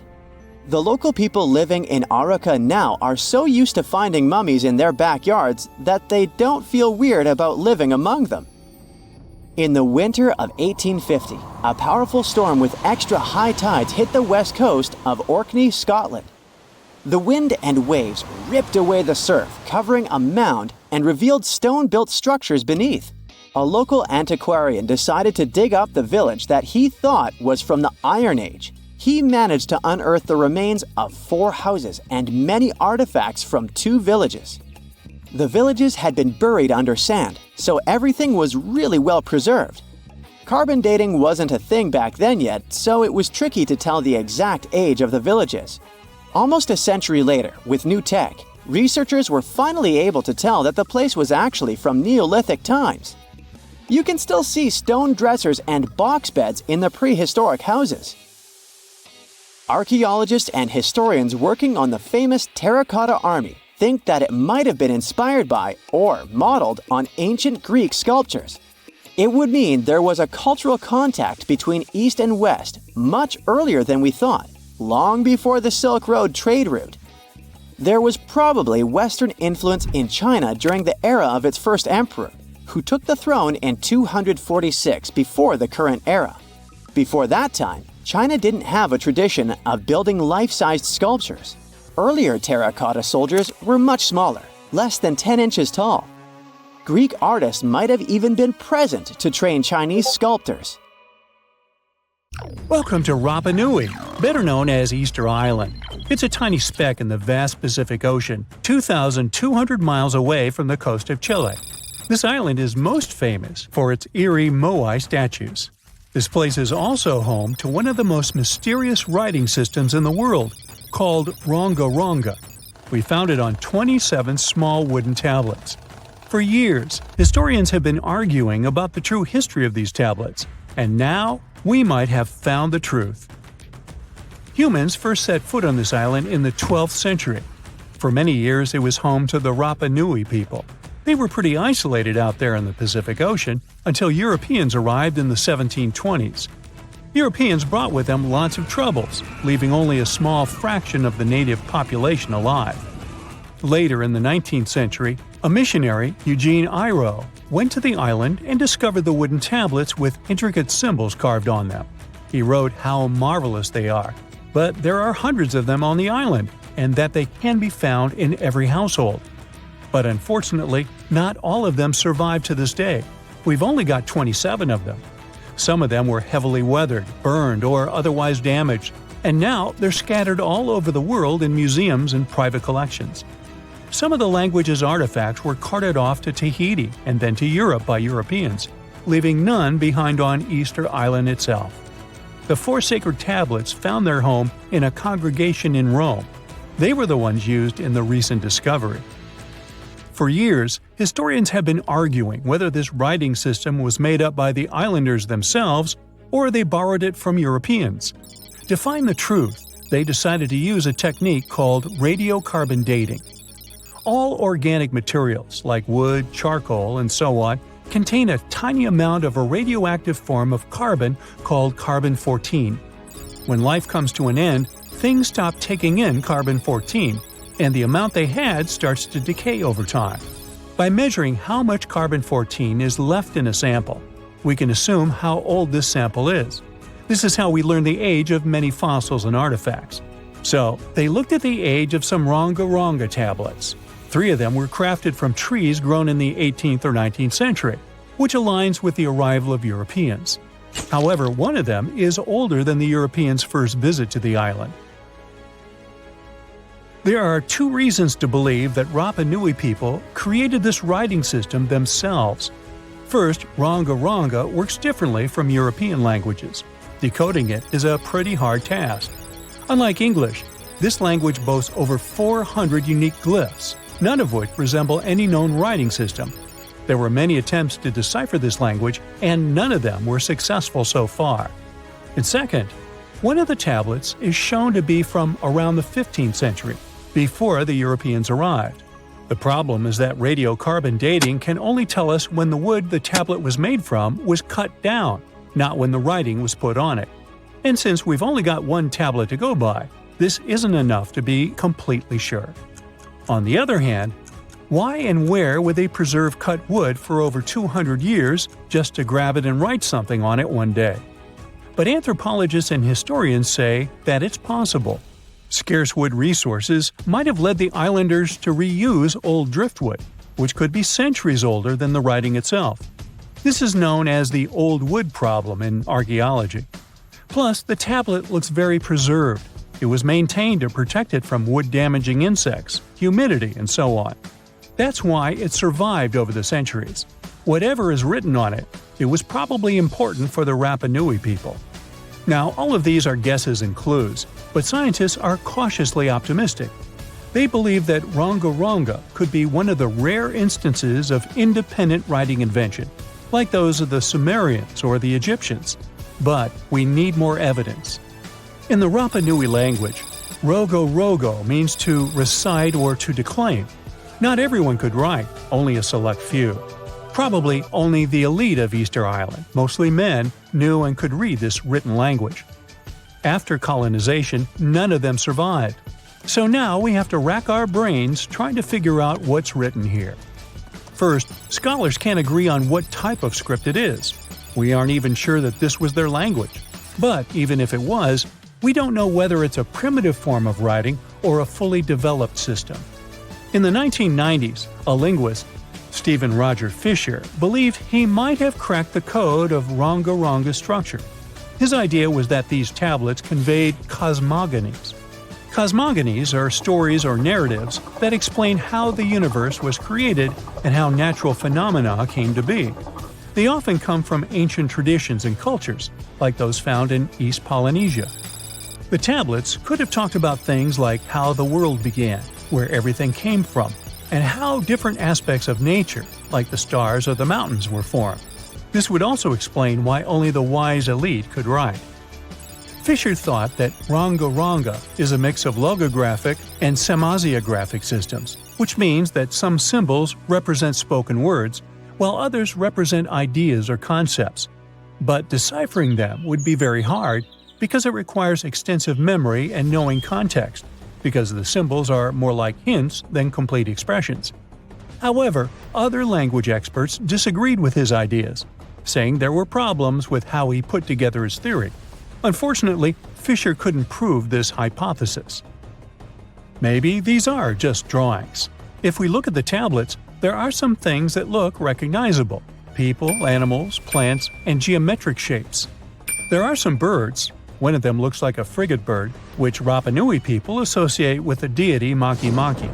There are also fish, centipedes, and so on, or at least these glyphs look like them. Could it be just art or a form of decoration? Maybe, but there are some problems. The glyphs show a high degree of complexity and structure. They also keep the same style. For example, there are several symbols that show something human-like with a raised hand. The only difference is different heads. As if it wasn't complicated enough, this unique writing style also uses a system known as reverse boustrophodon. This means that each alternate line is flipped upside down, resembling nothing seen elsewhere. We don't know why they would turn the tablet upside down after each line. But all this shows that they had some sort of system and organization behind these symbols. Plus, it seems like they use these tablets every day for some practical purpose. But there's some hope for the future. New technology, like AI and other computer programs, might help us understand lost languages. We already started creating algorithms that could help us solve other mysteries, like the Voynich manuscript. Academics even organized the Vesuvius Challenge, a machine learning competition that, in 2023, cracked the riddle of the ancient Herculaneum scrolls. The scrolls were buried under volcanic mud after the catastrophic eruption of Mount Vesuvius in 79 AD. In real life, the scrolls are very fragile, so deciphering them would be a very hard task. But with digital scanning and machine learning, it's much easier. They have a rich history. They most likely belong to the personal library of an Epicurean philosopher named Philodemus. These scrolls contain very important insights into Greek philosophy and Latin literature. If we decipher more of them, we'll learn more about the rich history of the Roman Empire. An ancient computer stood dormant underwater for thousands of years. When it was first discovered in the early 1900s, people confused it with a boring lump of metal and wood. But once it was properly studied, the Antikythera mechanism shook up what we knew of the ancient Greeks and their knowledge of astronomy. Is it really a computer? Depends on what you consider one to be. We know that the first mechanical device of this kind was designed in 1822 and could only help with simple calculation. The Antikythera mechanism also doesn't have a keyboard or screen.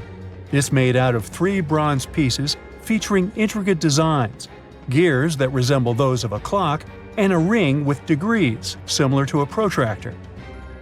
No other similar devices can be traced so far back in time. X-rays needed to be invented before scientists could figure out this device. They soon learned that the Antikythera mechanism was probably used to track stars and planets. Here's how it worked. Inside its wooden case were lots of tiny gears. They weren't for telling time, but rather for predicting astronomical events.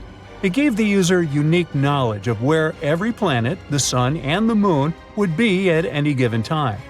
By turning a button, it was set in motion, and it would show how the celestial bodies moved. One of its biggest mysteries is those planetary pointers. It's common knowledge these days that planets owe their specific movements because they're orbiting the sun for the most part. Some believe the Greeks back then weren't that advanced with their astronomy to know this. A few ancient Greek scholars proposed the idea of the sun being at the center of the known universe, but it wasn't a widely accepted theory. The reason why is simple. If the Earth was spinning on its axis and revolving around the sun, why can't we feel it move? Some parts of the Antikythera mechanism may still be at the bottom of the sea, while others may be lost forever. So we may never know the truth about its purpose. The official story about the first battery? That it was invented somewhere around the 1800s.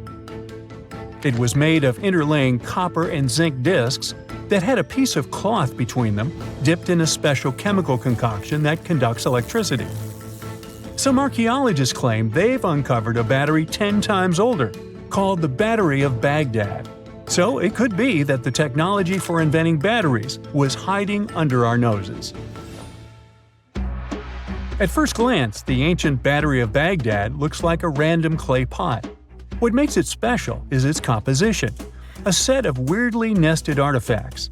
Inside this pot was a copper cylinder, enveloping an iron rod. The rod would have poked through the jar's lid. The artist and archaeologist who found this unusual device never left a detailed account of where, when, or how he stumbled upon it. But the widely accepted theory is that the object was unearthed in what's now known as Baghdad in Iraq. Another thing most specialists can agree on is that it can be traced back to the ancient city of Ctesiphon.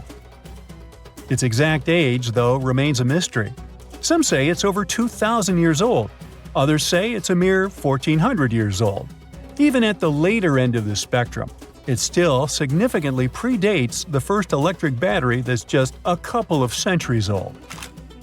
Since there's no official record accompanying the artifact, there's a chance we'll never know what its purpose was.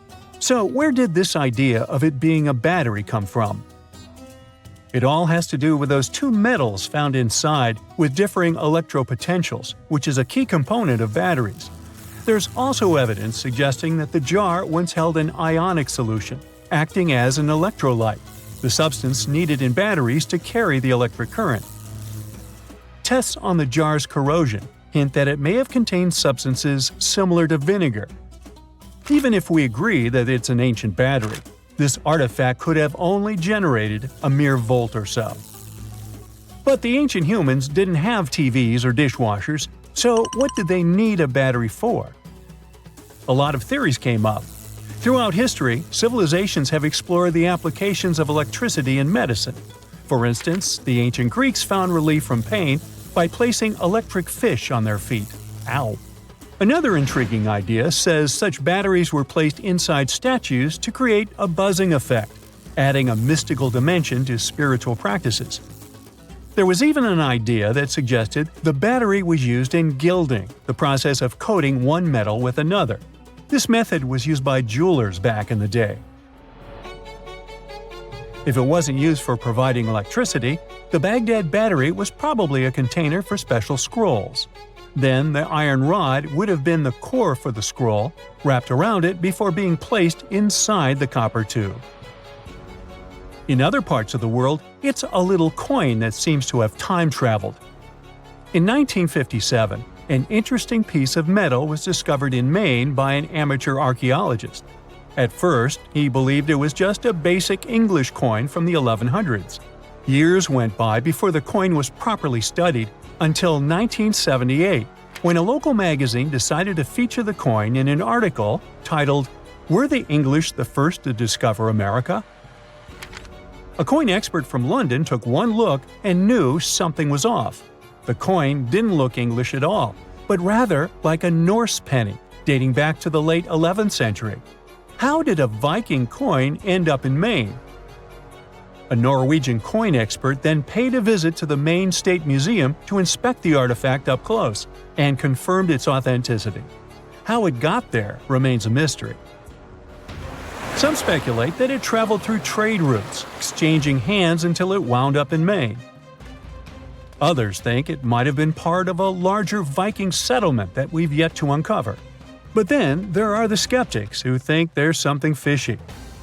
That initial amateur that discovered the coin had some connections that could have helped him get his hands on a Norse penny.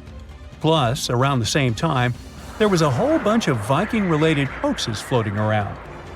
The idea of Vikings cruising around America isn't entirely new, though. Icelandic sagas have hinted at it for centuries. But it wasn't until the discovery of an archaeological site in Newfoundland that people started taking it seriously. It still doesn't confirm if the penny was legit or not. The city of Rockwall in Texas is famous for its live music and family-friendly vibe. But it got its name from a curious rock formation still shrouded in mystery. Beneath the city's surface lies a series of hard mineral stones stacked in a way that resembles a massive wall of rocks. For more than a century and a half, people have pondered the origins of this mysterious structure. Could it be the handiwork of ancient humans, left behind as a testament to their ingenuity? Or is it simply a natural phenomenon, shaped by the forces of geology over millions of years? The formation has been spotted in over 10 different locations around the city, stretching both above and below ground. In their quest for answers, scientists have conducted various tests on the rocks that make up the wall. One geologist suggested back in 1901 that the formation was just a naturally occurring sandstone dike. Subsequent studies have supported this idea, with experts from the University of Texas at Dallas confirming that the rocks formed over millions of years through the deposition and hardening of sediment. Despite the scientific consensus, there are still those who believe there's more to the Rockwall formation. Tales of steps, archways, and even corridors have circulated for decades, supported by old newspaper reports and local folklore. Some claim to have seen strange markings on the rocks, while others speak of mysterious metal objects embedded in them. The scientific explanation could be that the supposed steps and archways are likely just illusions created by the natural fracturing of the rock. As for the metal objects, it's believed they are simply concentrations of iron-bearing minerals. It doesn't explicitly show ancient humans put them there. Whether the rock wall formation was crafted by ancient hands or shaped by natural forces, it remains a cherished part of Rockwall's identity. Archaeologists have been studying Petra in Jordan for 200 years, and in 2024, they found something they had never seen before. It's a tomb with at least 12 complete human skeletons and artifacts that are over 2,000 years old right in front of the treasury. Bronze, iron, and ceramic items were placed with the deceased, which shows how people honored their loved ones when they passed away. It's a rare chance for scientists to learn more about the Nabateans, an ancient group of Arabian nomads who built Petra. The objects found in the tomb under Petra's treasury are in amazing condition, but the skeletons became fragile because it's damp inside the tomb. They plan to study the remains and extract DNA to see if the people in the tomb were related. While some scientists are solving tomb mysteries, others have trained AI to find new ancient sites for them. They've created an algorithm that works with a special type of satellite imagery. This technique uses radio waves that can peek under things like sand, soil, and even ice to find hidden objects. AI will help search a huge desert on the Arabian Peninsula called the Empty Quarter for archaeological treasures. The lead scientists of the experiment trained the algorithm to recognize hidden locations using data from a site they had found before. The new tech can discover buried structures within 20 inches, which is very precise. Another groundbreaking tech, Lidar, which means light detection and ranging, helped archaeologists reveal new hidden cities all around the world. Lidar can see big structures beneath layers of vegetation and map even subtle changes in ancient landscapes. They use it to scan large areas from a small plane flying over places that aren't so easy to study from the ground, like dense jungle.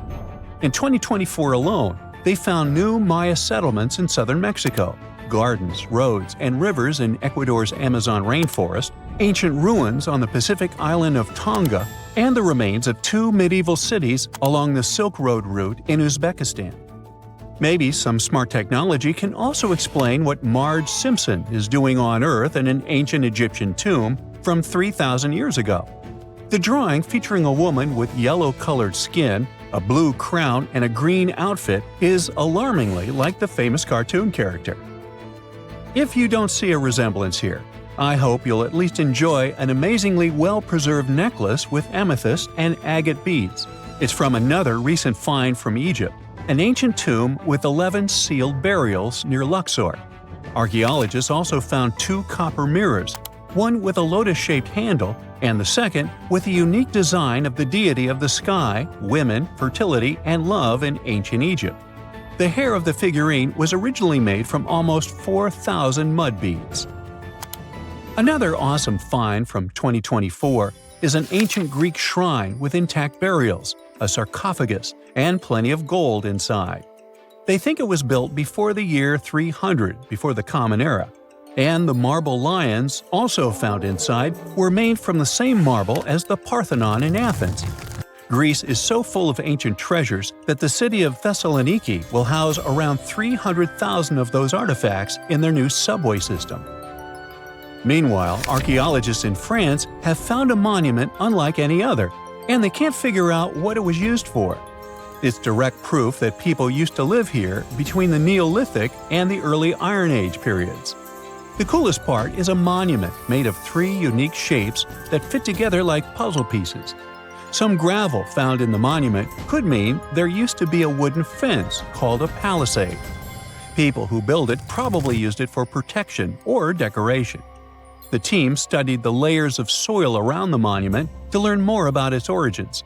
The only tools found so far were sharp flint stones, not the cartoon characters, which were used during the Neolithic period. The next step will be radiocarbon dating to figure out exactly how old the site is. Now, the oldest saddle ever found so far was found in the grave of a woman near the edge of the Taklamakan Desert in northwest China. This saddle is the oldest ever discovered. It was crafted from pieces of leather that were sewn together and stuffed with straw and animal hair to make it soft. Now, normally, things made from natural materials like this don't last very long because they rot or fall apart. but the Taklamakan Desert is so dry that it helped preserve the artifact. The herdswoman who used the saddle was buried in her full riding attire, so this proves that not only men used saddles and took part in herding and traveling. Now let's shift to Guatemala, where an ornate jade mask made by the ancient Maya people was waiting for centuries to be discovered. Scientists use radiocarbon dating to figure out the age of the mask. They believe the mask may represent a Maya storm deity, a powerful figure in their mythology. These kinds of masks were often made to honor Maya royalty, and they were placed in the tombs of kings and queens when they were buried. The king's tomb was also decorated with carvings made using tools crafted from volcanic obsidian. After 15 years of searching, scientists may have finally figured out where the altar stone of Stonehenge comes from. They compared the tiny minerals inside the altar stone with rocks from many places in Wales and England and ruled out lots of spots. Then they found the perfect match with a place in Scotland, more than 466 miles away from Stonehenge. This area might even be Orkney, a group of islands in the far northeast of Scotland where a lot was going on during the Neolithic period. The big question now is how ancient people moved such a massive stone so far. The altar stone is over 16 feet long and weighs more than 6 tons.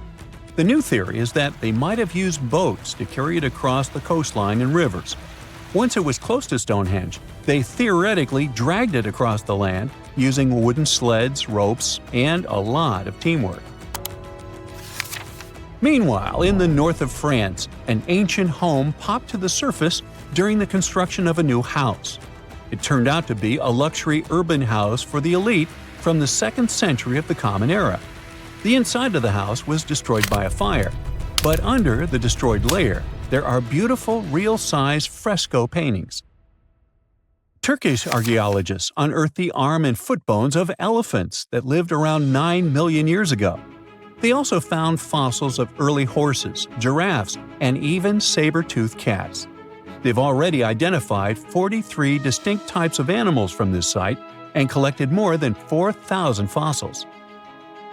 One more cool find from Turkey is a 64,000-year-old workshop inside Longyou Cave. It looks like people used it for 24,000 years non-stop. There are some tools inside, like flakes and blades, which were made inside the workshop. In eastern Turkey, a farmer accidentally found a 1,000-square-foot mosaic from the late Roman or early Byzantine period just beneath the dirt. Experts say it's a one-of-a-kind thing from this region, and it's still in one piece after all this time. The pattern shows dozens of trees, plants, and animals that were found in ancient Turkey. There could be more treasures in the area, so they plan to keep digging. Our final stop will be in Sicily, where archaeologists uncovered a huge ancient thermal complex. Inside, they found 2 rooms with floors covered in colorful mosaic designs, along with a large courtyard surrounded by arched wings. As they kept digging, they discovered more parts of the ancient city. They found new roads and the remains of a huge complex, along with stretches of old stone walls that were part of the city's fortifications. These discoveries are helping scientists imagine what the city might have looked like during ancient times. No one knows for sure whether the bathhouse was built by the Greeks or the Romans, since both civilizations lived in Sicily long ago. Most people know that pyramids were built as grand tombs for the pharaohs, designed to ensure they had a smooth journey to the afterlife. The Great Pyramid of Giza, for instance, was constructed for the pharaoh Khufu. But what most people don't know is that this whole pyramid building trend started right here with the step pyramid of Djoser about 4,700 years ago. This massive structure was built for Pharaoh Djoser, a ruler from Egypt's 3rd dynasty. It rises 7 layers high above the ground and stands about 200 feet tall. We think of it today as a phenomenal architectural project, but for ancient Egyptians, the step pyramid of Djoser turned out to be more like a massive experiment, a trial run, if you will, to perfect their building skills before they moved on to even more ambitious pyramids. Reaching new heights is super exciting, but the real mystery is what is going on below the ground. In this pyramid's underground labyrinth, there is a network of tunnels stretching about 3.5 miles long. And some researchers believe these tunnels might have been part of a sophisticated water system that could completely change what we think about pyramid construction. Let's talk about this massive complex located in Saqqara. Surrounding the pyramid, there's what's known as a dry moat, a continuous trench that is up to 164 feet wide and almost 2 miles long. It forms a sort of rectangular shape around the pyramid. This trench has an average depth of about 65 feet. Now, if you were to add up all the earth and rock they dug out to create this moat, it would be about 10 times the volume of the step pyramid itself. For the longest time, people just assumed this trench was nothing more than a huge quarry, a place where they dug up stone and clay to build the step pyramid. Makes sense, right? But when you take a closer look, it doesn't add up. The trench is too narrow and deep to be practical for mining, and its layout doesn't match anything we know about ancient Egyptian quarrying methods. Plus, some sections of the trench are actually covered with a rocky ceiling, which would have made it nearly impossible to use as a quarry. Another theory suggests that the dry moat had some kind of spiritual significance. Maybe it was a sacred place, where souls of nobles gathered to serve the late king in the afterlife. There are even niches in the walls that work as a hint at this spiritual function. But most researchers believe that this purpose likely developed much later, long after the complex was built for Djoser. So what was the moat really designed for? In 2020, a researcher came up with a pretty intriguing idea. It is possible that this trench was actually designed to collect and manage water, especially after heavy rainfalls. Now, that makes sense when you consider the location. The moat sits in an area that could easily have been flooded by runoff water from nearby plains. This could also explain why the trench wasn't used for new graves until much later when the climate became drier and less prone to flooding. The story becomes even more intriguing, as this trench appears to be part of a larger, more complex hydraulic system within the Djoser complex. It is like the trench has several compartments, carefully carved out of the rock and connected by tunnels. These compartments likely served as a part of a water treatment system, where water would flow from one compartment to the next, getting cleaner as it moved along. Now, here is where things start to tie into the pyramid itself. The Djoser complex has a series of underground shafts, and some researchers think that water from the moat's deep trench might have been used to power a hydraulic lift system, and this giant water-powered elevator could have been used to raise the heavy stones needed to build the pyramid. It worked like a volcano, but instead of lava, water did the heavy lifting. Imagine a big deep hole in the ground at the center of the pyramid site. Inside this hole, there was a huge wooden platform, kind of like a giant raft that could move up and down. When the workers wanted to lift a heavy stone, they would fill the hole with water. As the water rose, the wooden platform started to float up, carrying the stone with it, almost like a giant water-powered elevator. When the stone reached the right height, the workers slid it off the platform and onto the pyramid. The idea is that water from the deep trench, after being cleaned and filtered, would flow into these shafts. A massive float, possibly made of wood, would then rise as the water filled the shaft, lifting the stones up to where they were needed for construction. Once the stone was in place, they'd let the water out, lowering the platform back down to the bottom, ready to lift the next stone. This fancy hydraulic lift system could have been a game changer, making the whole building process a lot faster and more efficient without using a lot of workforce. It is like the ancient Egyptians were already embracing the whole idea of work smarter, not harder. But of course, not everyone is on board with this theory. Some experts argue that the area where the step pyramid of Djoser was built couldn't have held enough water from occasional rains to maintain such a fancy hydraulic system. The main theory suggests that, in the past, there might have been some kind of lake nearby that would have filled up after a period of rain, and this lake could have supplied water to the complex's hydraulic system.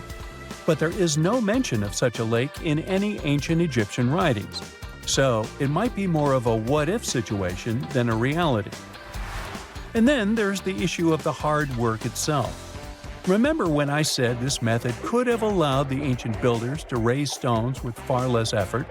Well, that might not be entirely true. According to some experts, just building this hydraulic device would have required a lot more heavy work than simply moving the stone blocks using good old-fashioned manpower. And let's not forget, the step pyramid of Djoser is like a baby pyramid compared to those that came later.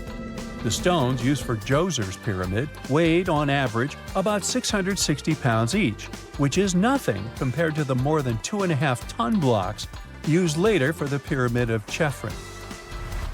If this cool water lift theory gets completely ruled out, we still need to explain how this pyramid was built in the first place. To answer that, we need to rewind a bit and talk about the original plans. See, before Djoser's tomb became a pyramid, the idea was to construct a simple mastaba. This type of tomb was pretty common in earlier periods, a flat-roofed, rectangular structure with sloping sides. But after the original mastaba was finished, they decided to expand it a bit by adding more layers on top.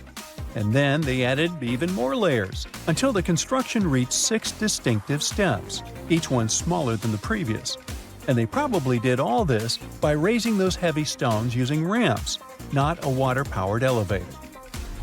There is still so much we don't know about the step pyramid of Djoser. More research is definitely needed to fully understand how this system worked, or if it even existed at all. But the idea of using water to help build the pyramid adds a whole new layer to our understanding of ancient Egyptian engineering. It's a powerful reminder of just how clever and resourceful those builders were, using the natural landscape and the power of water to create one of the most iconic monuments in history.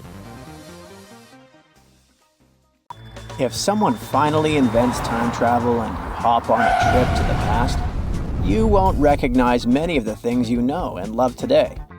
The Statue of Liberty and the Egyptian pyramids, some basic gadgets like the remote control and your laptop, and even the corn you have for lunch have all changed beyond recognition. When the pyramids were originally built in ancient Egypt and Giza and other places, they didn't look sandy brown at all. All of them were covered with white limestone. If you had seen them under the hot African sun, you'd have to look away. That's how smooth and shiny they were. Builders used around 6 million tons of this material for the Great Pyramid of Giza alone. It's the largest one you can still see on your trip to Egypt.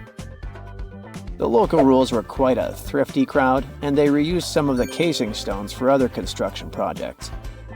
A massive earthquake in the 14th century has also loosened some of the stones, so you won't see a lot of limestone, but some of it is still there, on top of the Pyramid of Khafre in Giza. It looks like it has a second peak on top of the first. In ancient times, all pyramids used to have capstones called pyramidions, covered in a mix of gold and silver. Most of them have been lost over the centuries, but you can still see a few of them at museums. They show images of Egyptian deities. The pyramids were probably modeled after a sacred pointed stone, the benben.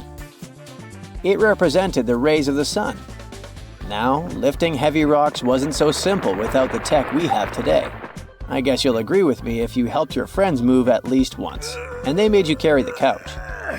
But those smart Egyptians of the past thought of that and chose the pyramid shape.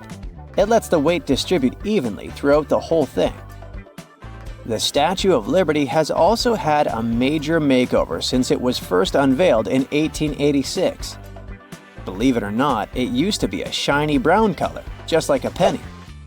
20 years later, it changed its color to green. It wasn't a fashion statement, but a chemical reaction. The statue is covered with hundreds of thin copper sheets. When copper reacts with air, it naturally forms a protective layer called verdigris. This layer protects what's under it from corrosion, and that's why statues and other things made of copper, brass, and bronze can last so long. When Lady Liberty first turned green, people in authority decided it would be a good idea to paint it all over. It was way before social media, so you couldn't just drop an angry comment under the post describing the idea. but they wrote about it in the local newspapers, and the public didn't love the idea. Then the Times interviewed a copper and bronze manufacturer, and he confirmed they shouldn't repaint it, because removing the protective layer would mean destroying the statue. Over the years, people have suggested painting Lady Liberty several times, but no one has ever done it. I don't know about you, but I can't imagine that lady in any other color, so I guess it's for the better. You love bananas as much as I do? Next time you enjoy a juicy soft one, remember you gotta thank selective breeding for that texture. The original wild bananas had many large, hard seeds and not so much delicious pulp. And hey, who doesn't like a sugary watermelon? It has a history of over 5,000 years, and it used to have bitter, yellowish white flesh and was really tricky to open. Selective breeding saved the day again, and watermelons got way sweeter. Japanese scientists went further and invented the seedless version. Corn's grandmother is a Mexican grass called teosinte. The kernels in this grass were small and hard to get. Farmers from many thousands of years ago saved the seeds only of those plants that were larger or tastier, or with kernels that were easier to grind. Thanks, my friends, for giving us the corn that's edible and even delicious. And just imagine, wild avocados were so small that they could easily fit in the palm of your hand. The pit in them was so large you wouldn't find much edible material inside. They also had a much harder shell than the ones we're used to. You probably wouldn't get a lot of work done without your beloved computer today, but I can't tell you exactly whom to thank for this invention. The ABC from 1942 is one of the contendants for the title of the first computer. It's short for the Atanasoff Berry computer, named after its inventors at Iowa State University. The ABC weighed over 700 pounds. Yep, yours must be way lighter than that. That big boy consisted of around 300 vacuum tubes and had a rotating drum, a little bigger than a paint can, and had small capacitors on it. A capacitor is a gadget that can store an electric charge, like a battery. The ABC could solve problems with up to 29 different variables to help scientists save some time. Like modern computers, it used binary digits, ones and zeros, to represent all numbers and data. Because of that, it was possible to do the calculations electronically. And now, my favorite part, the ABC finished one operation about every 15 seconds. Just for you to compare, it's millions of operations per second now. Unlike the tech we use today, the ABC did not have a changeable stored program, so the program could only do a single task at a time. An operator had to write down the intermediate answer and then dial that back into the computer. Sounds like another reason to be happy we live in the 21st century. That remote control you use for all sorts of appliances has gone a long way too. Nikola Tesla, who gave us alternating current, designed one of the first wireless remote controls back in 1898.